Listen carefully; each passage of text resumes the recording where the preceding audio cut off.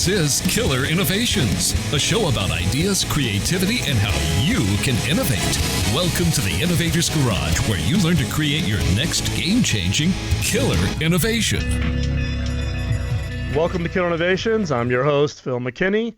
We are live this week in the studio. I'm here in Northern Colorado, as we are each and every week on Sundays. We are live on Sundays. We are also rebroadcast on BizTalk Radio on Saturday mornings. You can check out the entire show schedule over at killerinnovations.com. As you know, this show is about innovation, creativity, and design. We invite guests to come on who are doing something different, something that is not in the normal just mode of operation for the day-to-day. And we want to use these times really as inspiration to get all of us to kind of take that moment, step back, think about it for a second, and maybe try a different path, go about it in a different way. Today is one of those shows. We have a guest which actually got referred to Killer Innovations from Kim McNicholas, who's been on the show many times as a co-host with me. And if you're not following Kim, check out her social media, and you can listen to her episodes on the Killer Innovation Show in the past. But Kim hosted this guest on her radio show in Silicon Valley actually this week. And Kim reached out to me right away and said, you got to have this kid on your show. And I'm like, okay, if Kim recommends it, we're going to put it on the show. So today's guest is Nick Titus. Nick is the CEO and co-founder of Myonic Technologies. Now, Myonic has created a wearable device for use with people who are paralyzed to really regain control of the muscles. Now, what's really unique, though, is Nick is still in high school, So from that standpoint, for all of us who've been sitting on the sidelines, with that great idea and not actually getting it started, guess what? The younger kids are eating our lunch here. So this is our opportunity to actually, what I call reverse mentor. Somebody who's in there, who's really scratching it out, and also is as an encouragement for all of us. So, hey, Nick, thanks a lot for joining the show today. I really appreciate you taking the time today. Yeah, of course, Phil. Yeah. So, Nick, give us a little bit of background. You're, a senior in high school right now? Yeah, I'm 16. I started, my first day of senior year was Friday. So, yeah. So hold it. So your first day of your senior year in high school, you're on Kim McNicholas's radio show in Silicon Valley. Yeah. I stepped out of class and did the interview on her show. Yeah. So you're a senior in high school. You're obviously doing quite well. Let's talk a little bit let's wind it back a little bit. If I recall correctly, the work that you did that ultimately led to this company, Myonic, started really as a science fair project. Is that correct? Yeah. So I've always been interested in science, and over the past couple of years, I've become pretty interested in neurology and anatomy. And my sophomore year of high school, I did an independent study on neurological engineering, where I took a bunch of online anatomy courses and learned all this stuff about motor neuron diseases. And then going into my junior year, I took this class called Design Tech, where you basically build a prototype of something and bring it to fruition and write a paper on it. And so that's where I had the idea for an external spinal cord. And then that over a couple months came together and went to the science fair with it. Yeah. Okay. So let me ask you, so why was this whole neurobiology thing so important for you? Is it just something that just kind of sparked your interest, or is there some personal connection? It was more just a spark of interest. I love engineering and stuff, but the machine side of things doesn't interest me as much, but biology is really what gets me going. So learning about human machines has kind of sparked my interest in this whole. So in this case, then you took this design class in your junior year. You went off to create this in a science fair. What was the problem you were really solving, in the science fair? Was it what actually ultimately ended the product, or was there some iteration? What was the thing that you did for the science fair? Yeah, so the problem that I was tackling was allowing paralyzed people to regain control of their muscles, which is still the same problem that we're tackling. So I put together this prototype with made out of an Arduino and a TENS unit that I bought from Walgreens. And at the science fair, I did demonstrations on the judges. They let me hook them up, and I'd say a voice command like up, and it would close their hand or bend their arm. And it would actually do that then? Yeah. Oh, really? Because I mean, I've seen TENS units in the past. A lot of people use them for back pain. Desensitizing if you've got severe spinal issues or whatever. TENS units can be very, very helpful for pain reduction or pain elimination in some cases. So you reprogrammed the TENS unit using an Arduino to actually then cause it to contract. I'm guessing you were contracting muscles then to have it do certain actions. Yeah, so in a therapeutic TENS unit, usually it's operating on a different frequency, but if you lower the frequency down a whole bunch and then you raise the pulse width, it won't soothe those muscles, but it'll actually contract them. So you can move individual fingers, you can bend your whole arm, you can hold a cup, you can get some pretty strong contractions out of it. Wow, that is so. So you're telling me the judges let you hook themselves up to it? Yeah. They put a little bit of faith in me. There were some who were a little hesitant, and I demonstrated on myself, but there were some people who just wanted to try it out, and I was able to show them how it worked. So this was your junior year in high school then? Yeah, this was last February, or this February, I guess. Yeah. So okay, February this because you just graduated. Now you're starting your senior year. Yeah. And so I got to ask the question: Did you win the science fair? Nope. Came in third place in the regional science fair. Really? Yeah. It was. I got beat out by some more traditional projects. They weren't baking soda and vinegar volcanoes, but they were more data analysis type projects. Right. I was coming from the engineering side of things, and I guess there were some holes in the scientific method. But so after that, really, I got third place. First and second moved on to state, but I had to go back to school, and I had basically a couple months left of school, and I had already done my project, so I didn't have much to do. So then I just had the idea of, well, why don't I start a company? I've made this cool technology that can help people, and really found a vessel to get that in the hands of those people. So when did you start the company then? Was that while you were still in school, your junior year, summertime? Yeah. So it was in March of 2016. I started the company, and when I started the company, then I really didn't have any idea what I was doing. I just got one of my friends to throw together a logo for me. I came up with the idea Myonic, and I said, "Hey, I'll start a company. I made this cool thing, and I can make it for cheap, and then I can sell it." Really not knowing the whole entrepreneurial side of things. Well, it's actually quite funny because I'm sitting here right before we go live. Nick stands up, reaches over. He's got to have the black hoodie, so everyone's got to do the Zuckerberg thing. But he's actually wearing the hoodie because I can see the logo and the name Myonic in the video. So he's obviously getting the marketing handle down here on promoting the company and promoting the business. So are your how involved are your parents in the business?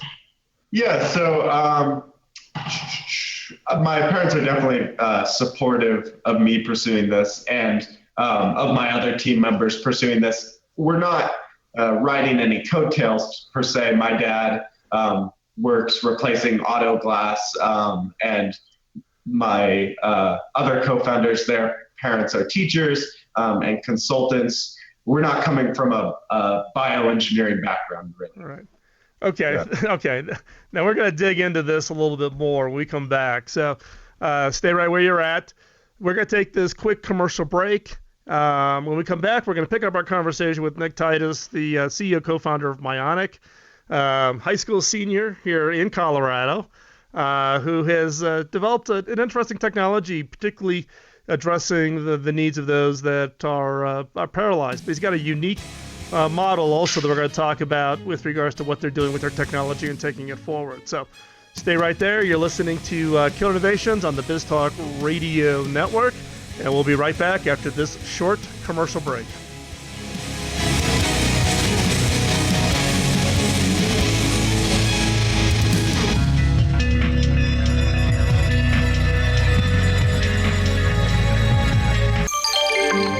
BizTalkRadio.com.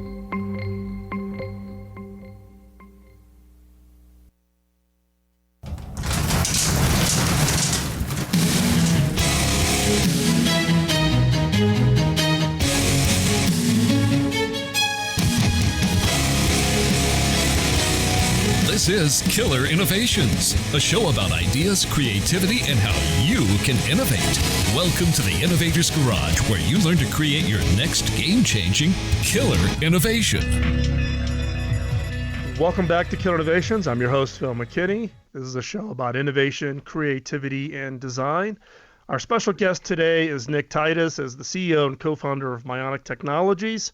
Myonic has developed a wearable device that allows the paralyzed to regain control of their muscles. Nick is 16 and is a senior in high school. So for all of you innovators out there who are kind of laying around with lots of ideas in your idea notebook, you better get up off the couch, because it's kids like Nick who are gonna come after us and eat our lunch. So, Nick, once again, thanks for joining. Let's pick it up where we left off. We got into a little bit of it in the first segment, talking about the technology itself. So let's expand upon that. So you were able to demonstrate kind of the basic precept with an Adreno hooked up to a TIMS unit. You modify the TIMS unit and actually able to use controls to actually cause the muscles to actually do functions of whatever they needed to do. And you demonstrated this at the science fair. Well, what was next? What did you do to take that kind of raw early prototype and turn it into something? Yeah. So we have built a more advanced voice command system on top of that. So that early prototype kind of used commands like up and down and that sort of stuff. But now we can draw from a much greater table of commands so that somebody can really get those specific movements down. And so in this case, with the voice control, is that trained specifically to the user? Or what's on the person? What are they carrying with them? Is it something on their belt? What's the wearable look like? Yeah, so it's a small device that can be strapped around the arm. That's kind of what we're thinking for the wearable right now. And it has a cable that comes out from that, and that is connected to the electrodes. So, and then the electrodes can be placed really on any muscle group of the body. Our device focuses on contracting the muscles in the arm, because we see that could bring about the most practical uses for somebody who's paralyzed like this. And so in this case, this device then communicates to what do you call them? The pads from the TIMS unit. Yeah. It's on the muscle groups. And then based on the voice command, then it actually then causes whatever muscles are appropriate. So in the case of voice commands, right? We've all seen it now with Siri and all the other voice command technologies that are out there. How's that working out? Is that turning out to be a good, reliable interface? Have you thought about other interfaces? Yeah. So the voice command, we're still working kinks out with. There are upsides and downsides to that sort of command interface, especially for people who are paralyzed, because there's a big portion of that demographic who are stroke survivors. A lot of people after they have a stroke won't be able to move one of their arms, and that's kind of a perfect use for our device. But along with that stroke, many people aren't able to fully speak in the way that they used to. And we took that into account when designing the device. We can really use as many inputs as we want. We have these modular input systems. So voice command is one of them. We're developing a system that would allow somebody to use a button system. So if it's someone who can still wiggle their toes, for example, they could use that motion to control their arm. And then kind of the exciting one that we're developing right now is a brain control interface. So the user will wear a headset, and that will allow them to control their muscles with their facial gestures and with their thoughts. Oh, wow. So you're using some kind of an EEG kind of a head device. Yeah. Well, we can talk offline on that one. I have a little bit of experience on that background. So where are you at in the product development cycle? Yeah, so our first prototype was a really good proof of concept. Now we're bringing that to a much more manufacturable state. We've moved it over to an ARM platform so that it can be embedded in manufacturable microcontrollers, and really getting the product much smaller and bringing it to a point where it can be manufactured. And what kind of timeline do you think that's going to fall into from where you're at today to having, something ready to go? Yeah, so as we see it right now, it should be about 6 to 9 months to really bring what we have now to a fully manufacturable point. Is there any regulatory requirement? Have you looked into, what the Food and Drug Administration would require? Would this get classified as a medical device? Yeah. So that's something that we've kind of been grappling with. So if we went a very traditional medical device route, it could be up to like 5 to 10 years of clinical trials to get what we're doing out there, and that really stifles the innovation on our part.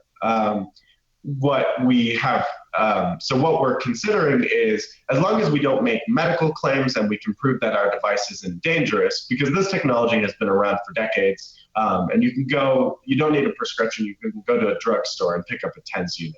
And our device is just that, but a lot smarter and for more practical uses. So we believe that as long as we don't make any serious medical claims, we can kind of fit our device under that umbrella, or potentially sell it as a recreational device in which we wouldn't have to even pass through the FDA. Yeah, I think it's what's called a Class 3 device. So you don't have to. Yeah, you don't have to do the. You don't actually. It's not really a medical device. You can self validate that it doesn't cause harm, and again, you don't say it doesn't cure a medical condition. Yeah. But that's the one issue you always have to look out for, right? Is this issue of getting the government involved and having to go through an FDA approval process can take quite some time. And so at this point, you did a working product, you've moved it over to ARM, and now you're looking at really this commercialization piece on that. Now, one of the things I do know is that you actually went through an accelerator program over here at Boomtown, and we've had Toby, who's the executive director of Boomtown's been on the show. So if you're not familiar with Boomtown as an accelerator, you can go back and listen to that archive show. But when we come back, I want you to talk specifically about that experience as a 16-year-old going into a traditional high-tech accelerator here in Boulder with Boomtown, and what that experience was like, and what did you learn from that whole process of that. So we're going to come right back after this quick commercial break. If you're listening to us live on Facebook, drop us a question and we'll answer those here live in the show. And stay tuned. We're going to be right back. You're listening to Killer Innovations on the BizTalk Radio Network.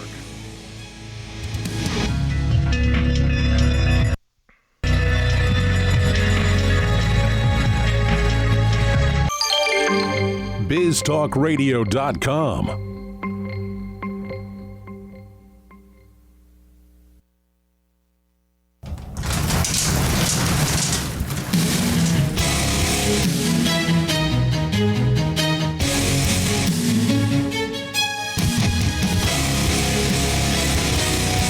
This is Killer Innovations, a show about ideas, creativity, and how you can innovate.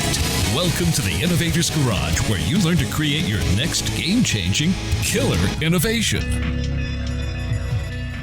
Welcome back to Killer Innovations. I'm your host, Phil McKinney, a show about creativity, innovation, and design. Today's guest we have is Nick Titus, is the CEO and co-founder of Myonic Technologies. Myonic has created a wearable device that allows paralyzed users to regain control of their muscles. In the first two segments, we cover a little bit of the background, both of Nick as the CEO and co-founder, but also more about the technologies. Again, the surprising thing, I shouldn't say surprising thing, I guess I should have higher expectations of our youth today.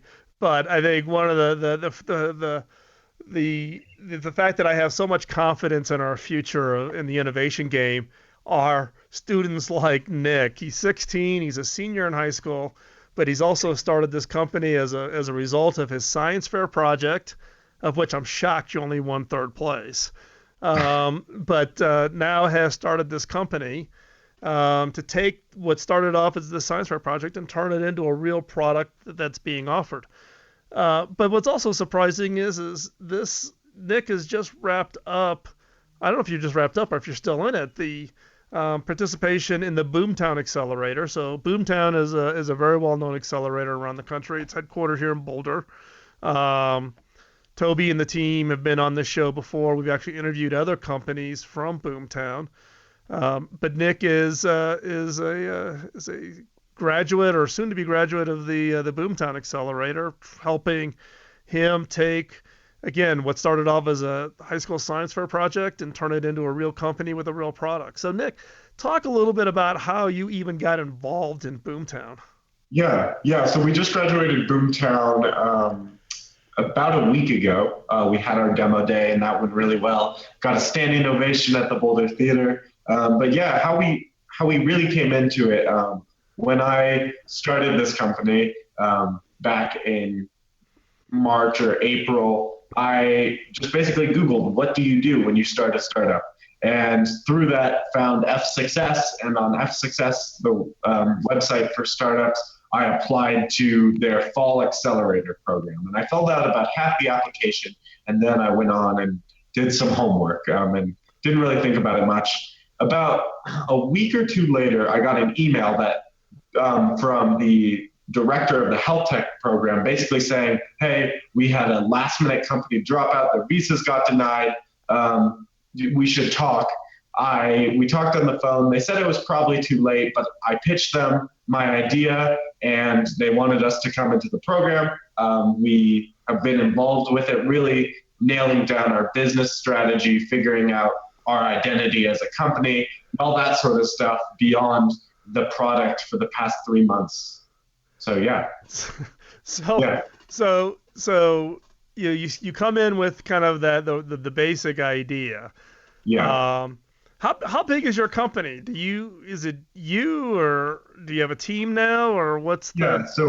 So we have a team of 4 co-founders we're all wearing the hats of every role in the company, and we're all under 18. We're all 16 and 17-year-olds. Yeah. And so you and your co-founders go through Boomtown. Did you know anything about accelerators before you got involved with Boomtown? Not much. I didn't really know what an accelerator was. I didn't know what it entailed. We were the youngest entrepreneurs to ever go through the Boomtown system. So it was kind of a new experience on both ends. But they're really hands-on, and we've been able to come a long ways through the program and really figure out some stuff with this. So in this case, you have an interesting answer when you go back to school and people say, what did you do for your summer vacation?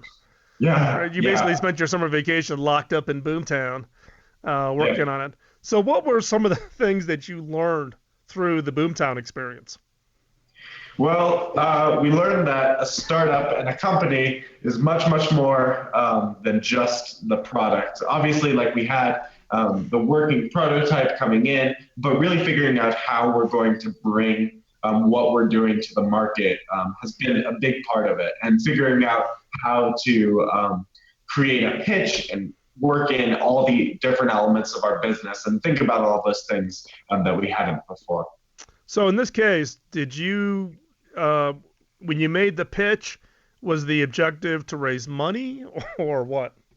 Yeah, so our pitch, we didn't have, so there were two pitches. One was to a group of investors and one was to the public, neither of which we had a specific ask. We're not raising a round right now, but we are looking for strategic partners who are knowledgeable in the space and are interested in what we're doing. Okay, so, and then when you look at your market, with Boomtown, I know what the process is at Boomtown, right? Yeah. So you're out there. One of your objectives is to really kind of size the market. How big of a problem are you trying to solve? And how would you describe the market that you're going after then, post now coming on the other side of Boomtown? How do you describe that? Yeah, so I think we have so the market, there's 6 million Americans who are paralyzed right now, and there are millions more who have different neurological diseases that this device could help them further. We have really looked at our market in a different way than I think most medical devices have. We've been able to build our device for $80, which means that we can set our price point way lower than most medical devices in this space. And I think that really gives us a competitive edge. It means that we can sell directly to our consumer. We don't have to go through the bureaucracies of insurance and traditional medical distribution to really get in the hands of people and start helping them. So I think that greatly expands our market and makes our technology not only the solution, but the actual product and the device very competitive. And what's the first use case? If you had to think about the perfect first segment of customers who are going to use your solution, what is it and what do they do with your device? Yeah, so I have kind of an example of that. The day after I gave my pitch, I connected with somebody who had reached out to me after reading an article about what we were doing. This person knew somebody who had a stroke. She had a stroke about 10 years ago, and she recovered fairly well. She now does amazing artwork and some amazing paintings that we were fortunate enough to see, but she has lost the ability to control her right arm. She can't move any of those muscles. And so we went and worked hands-on with her with our device, and she was able to move her fingers and move her thumb up for the first time in years, all under the power of her own muscles. And what was her reaction when she saw that happen? It was pretty cool to be there and see that. Her face lit up. She is very excited to work with us moving forward with all the new stuff that's going to be coming up with our technology. It was pretty moving to see somebody who hadn't had that ability regain it for the first time, and even if it was in a small way. Yeah, I think what you guys are doing is just absolutely amazing. So at this point, you've got a product. You mentioned before that you're looking at you've got a timeline to really turn that into a finished product. Yeah. Here's my question for you. You are a senior in high school. What are you doing next June when you graduate? What are your plans? Our team and myself are very committed towards what we're doing. Our goal is to be in a place in a year where we can keep pursuing this. If college has to wait a little bit for that process, it'll still be there. But getting the opportunity to run a company and be able to help people like we are isn't something that we may have down the road. So really, our goal is to get to a place where we can keep doing what we're doing. Yeah, that's always the tough call, right? Whether you go to college or not go to college. But I think what you guys are doing here, what your team is doing here, is incredibly interesting. And Nick, I originally asked you just to be on for the first 3 segments, but if you've got time on your schedule, I want you to stay for the 4th segment because I want to talk a little bit more about what's the future for Myonic. What's next? You're at you've done the demo day. You're now past that. What are the plans for Myonic? What's plans for the technologies? Where does that go? And then also I'm going to ask you to share one advice that you would give to a high school kid who's interested in doing something, starting or inventing something. So stay right there. We'll be right back after this short commercial break. You're listening to Killer Innovations on the BizTalk Radio Network.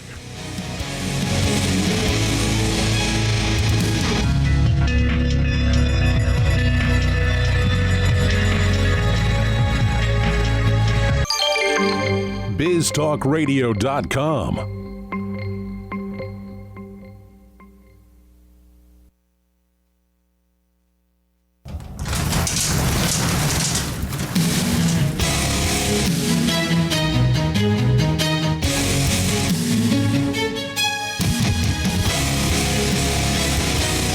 This is Killer Innovations, a show about ideas, creativity, and how you can innovate.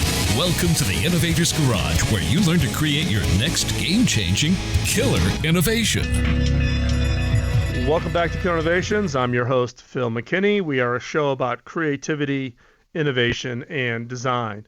Before we jump back into the show, I need to thank our sponsor today. Sponsor for today's show is TopTal. Now, why TopTal? Why? 12 years of me doing the show, starting off as the podcast and now as a nationally syndicated radio show. I've never had a sponsor. TopTal is the first and only sponsor I've had so far. And why TopTal? Well, the number one question I get from listeners is they've got this really great idea but have no idea how to actually turn that idea into a working product. Whether that's a website design or actually writing and building a prototype, or designing the logo. How do you pull all that together? Well, that's where TopTal comes in. TopTal is a group that you can reach out to that got the absolute top technical and design talent. They're different than the traditional outsourcing guys where you would just simply post your project online and then people bid on doing the work. The difference being is of all the people who apply to be part of TopTal, they say 3% on their website, but it actually turns out to be less than 1.5% of those that apply ever get accepted. So it's absolutely the best technical talent and design talent you can get your hands on. And a lot of companies use them. TopTal is used by Pfizer and JP Morgan, being large multinationals, all the way down to Airbnb and Zendesk use TopTal for their engineering team.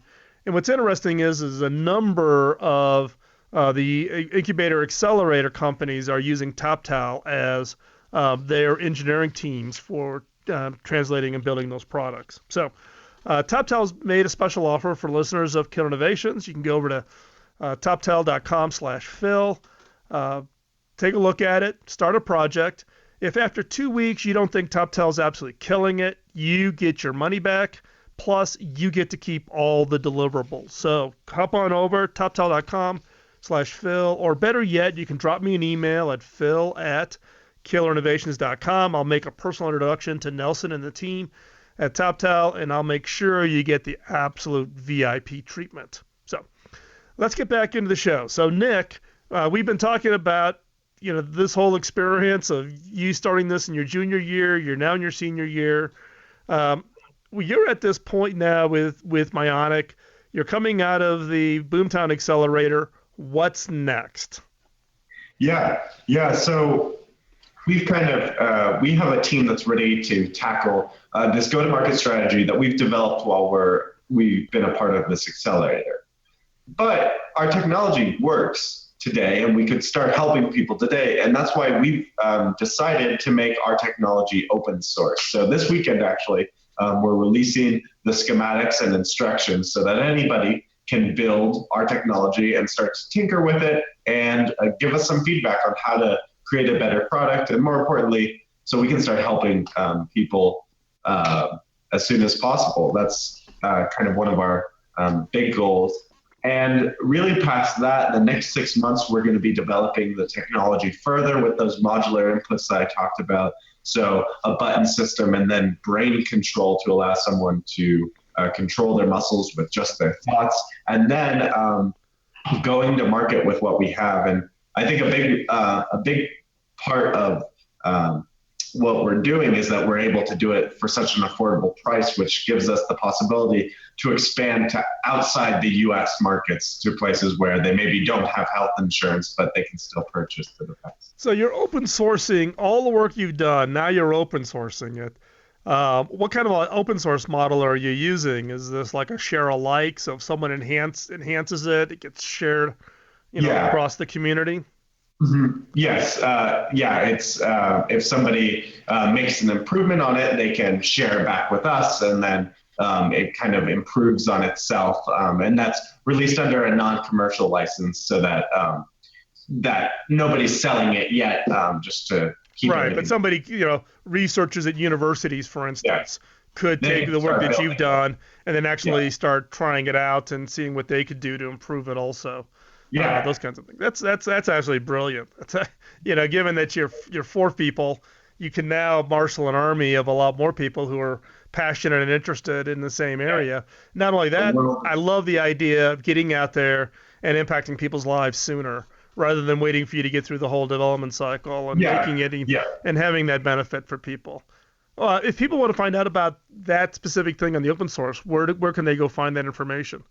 Yeah, so if you're interested in anything involving what Myonic is doing and you want to stay up to date or you want to reach out with us, you can go to myonic.tech. That's our website, myonic.tech, MYONIC.TECH.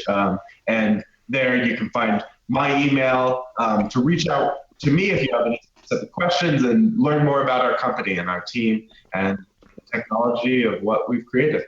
That's great. And by the way, I'll have all of the links in the show notes when we get back.